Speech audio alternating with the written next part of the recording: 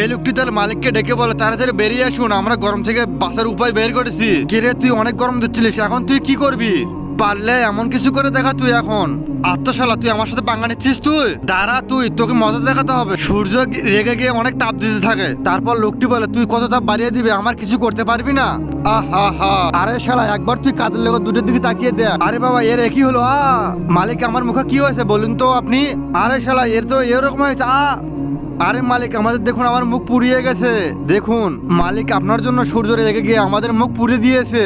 আপনি এখন কি করবেন করেন, আমরা এখান থেকে চলে গেলাম। এবার ওই দুটো লোক ওই কথা বলে সেখান থেকে চলে যায় ওরা। সূর্য বলে ওঠে কি রে তুই এখন কি করবি? শালা তুই হাসিস না, আমি এবার এমন কিছু করবো তুই কিছু শিখতে পারবি না। তার আগে দেখবো কে কে শয়তানকারী আল্লাহকে ভালোবাসে। যারা যারা আল্লাহকে ভালোবাসে এই ভিডিওতে লাইক দিয়ে চ্যানেলটিকে সাবস্ক্রাইব করিয়েন। আর যারা শয়তানকে ভালোবাসে তাদের কোনো কিচ্ছু করার দরকার নেই।